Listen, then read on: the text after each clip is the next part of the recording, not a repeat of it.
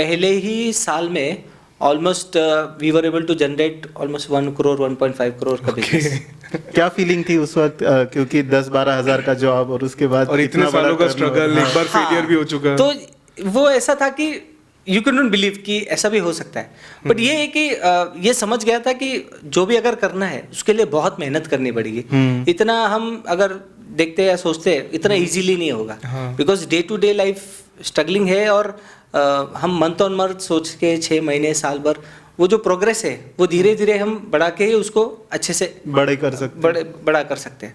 तो 2011 में जो ब्रेक थ्रू मिला, फिर बिजनेस शुरू हो गया। इतने टाइम आप पेशेंस रखते हो, फेल भी होते हो, फिर फाइनली एक रिजल्ट आता है तो वापस से भरोसा आता है कि कुछ हो सकता है। एग्जैक्टली और क्या था ना कि जब मुंबई पुणे में भी काम करते थे तो वो जो बीपीओ वाला जॉब है वो बहुत हाई प्रेशर वाला जॉब है। I mean literally every day गाली भी मिलती थी। टारगेट्स होते हैं एग्जैक्टली। और क्या होता है ना, इवैल्यूएशन होता है कि समझो तुम दिन में 300 कस्टमर से बात कर रहे हो तो किसी के साथ क्या बात हुई क्या नहीं हुई, या फिर कितने वर्ड भी गलत नहीं बोल सकते। हाँ, कितने हैंगअप्स हुए, कितने आंसरिंग मशीन्स गए, कितने के साथ तुम्हारा कॉल कितनी देर चला। तो वो प्रेशर में बोलते हैं ना, प्रेशर में ही आपको परफॉर्म कर सकते हैं। तो बहुत सारी सिचुएशन ऐसी थी कि गाली मिलती थी तो हम रोते भी थे वॉशरूम में जाके, या फिर ऐसे भी सिचुएशन होते कि छोड़ दो यार, जॉब नहीं करेंगे। बहुत फ्रस्ट्रेशन, बिकॉज पहले तो हम नाइट शिफ्ट कर रहे हैं, हम अपने बॉडी के अगेंस्ट सब कुछ काम कर रहे हैं, और उसके बाद भी 10, 11, 12 घंटे का भी शिफ्ट कर रहे हैं। बहुत बार ऐसा होता था जब मैं घर पे जाता था या फिर वीकेंड पे घर पे जाता था तो रात भर मैं नींद में वही पिच करता था।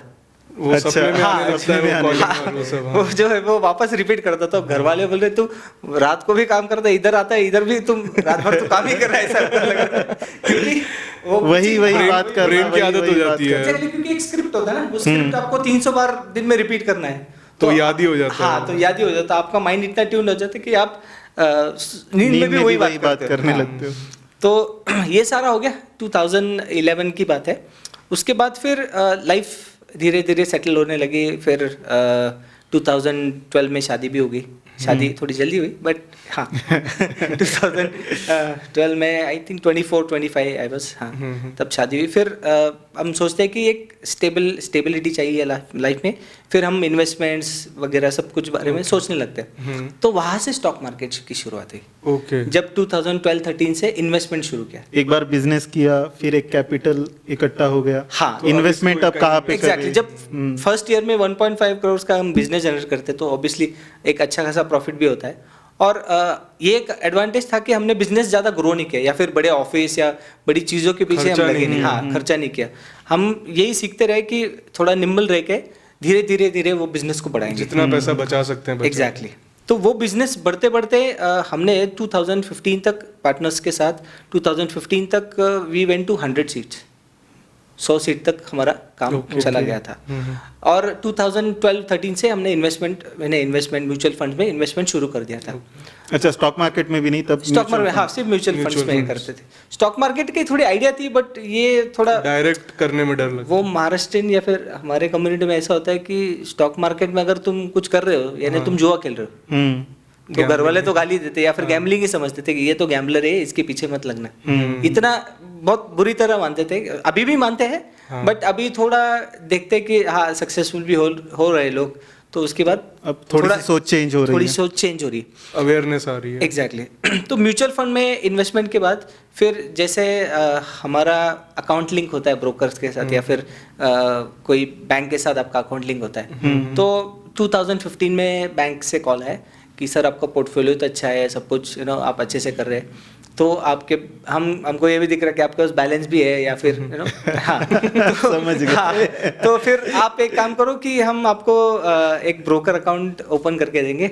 हमारा बंदा आपसे 24 आवर्स 24/7 टच में रहेगा, हमेशा टच में रहेगा। वो आपको रिकमेंडेशन देगा, आपको उसका अच्छा खासा रिटर्न मिलेगा। हम वो स्टॉक्स वगैरह आपको सजेस्ट करेंगे तो आपको अच्छा रिटर्न मिलेगा। तो हम यही सोचते हैं कि यार चलो तब तक क्या हो गया था, बीपीओ में 10 साल हो गए थे 2015 तक, और 2013-14 से ही थोड़ा हेल्थ इश्यूज भी मुझे होने लगे थे। जहाँ पे मुझे लंग्स का इशू होता था या फिर मैं बहुत बार जिम ट्राई किया तो जिम में जाते तो फेंट हो जाता था बहुत बार। तो हेल्थ इश्यूज काफ़ी बढ़ रहे थे, तो ये सोचा कि मे बी हम ये बिजनेस relaxed जो है life बीपीओ हो सकती नहीं है बीपीओ जो बिजनेस है मे बी ये लॉन्ग लाइफ नहीं कर पाएंगे या फिर 50 या 60 साल तक नहीं कर पाएंगे। तो इसमें से जो प्रेशर बहुत होता था इसलिए। हाँ प्रेशर भी होता है और यही जो हम बॉडी के अगेंस्ट सब कुछ करते हैं। रात को 12 बजे हम लंच कर रहे हैं, लंच कर रहे हैं रात को 12 बजे यूएस के टाइमिंग के यूएस के टाइमिंग के हिसाब से, और सुबह 6 बजे हम डिनर कर रहे हैं और उसके बाद इमीडिएटली 8-9 बजे हम सो जाते हैं और वापस उठ के फिर वो डे साइकिल खराब हो जाती है एग्जैक्टली पूरी बॉडी तो बॉडी एक लेवल तक सस्टेन करेगी या फिर एक लेवल तक ये करेगी, फिर उसके give up बाद हाँ करेगी। जैसे जैसे एज भी हो जाता है तो थोड़ा मुश्किल हो जाता है। तो 2014-15 से ही हेल्थ इश्यूज थे, तो डॉक्टर के पास तब ब्रोंकाइटिस का ज़्यादा इशू होता था कि ब्रीदिंग में इश्यूज होते थे या फिर अभी भी खांसी आती बहुत बार, तो विंटर सीजन में ही सबसे ज़्यादा मुश्किल होती। तो वो इश्यूज चल रहे थे, तो फिर सोचा कि चलो इन्वेस्टमेंट स्टॉक मार्केट में भी करके देखते हैं। तो जैसे ही वो बोलते हैं ना बिगिनर्स का लक होता है, बिगिनर्स लक की शुरुआत में वो लोग स्टॉक रिकमेंडेशन करते हैं तो बहुत अच्छा प्रॉफिट होता है। बट ये बाद में समझा कि ब्रोकर का एक रूल होता है, अच्छा 90-90-90। अच्छा, इसको थोड़ा सा एक्सप्लेन करेंगे। हाँ, ये ब्रोकर का रूल क्या होता है, 90% of the people lose 90% of their capital in 90 days. अच्छा 90 डेज इन 90 और इसीलिए उनको उन 90 डेज में जितना ब्रोकरेज जनरेट करना है वो करवाना होता है। एग्जैक्टली। ओके, मतलब जितने ट्रेड दे सकते हो। हाँ, जितने ट्रेड दे सकते हैं या फिर जितना वो क्लाइंट से ब्रोकरेज आप जमा कर सकते मतलब हैं। ऐसा नहीं कि इसको इम्प्रूव करना है, इसका नहीं। बेनिफिट उठाओ। हाँ, बस बेनिफिट उठाओ क्योंकि इसको चर्न करो। हाँ। उसको जितना आप ट्रेड करवाओगे उतना आपका मतलब आपका कोई भी brokerage client- बनेगा। हाँ, कोई भी आपका क्लाइंट 90 डेज तक इम्पोर्टेंट है आपके हाँ लिए। इंपॉर्टेंट है। अगर वो सस्टेन कर गया या फिर उसके आगे भी अगर वो प्रॉफिटेबल है तो समझो ठीक देखेंगे है, फिर। उसमें दम है या फिर वो भी हाँ, खुद से कर रहा है खुद से कर रहा है या फिर तो पहले 1-2 महीने प्रॉफिट हुआ, उसके बाद फिर लॉसेस शुरू हो गए। लॉसेस शुरू होते होते पहले 1 साल में 8 लाख रुपए लॉस हो गए, पहले ही साल में।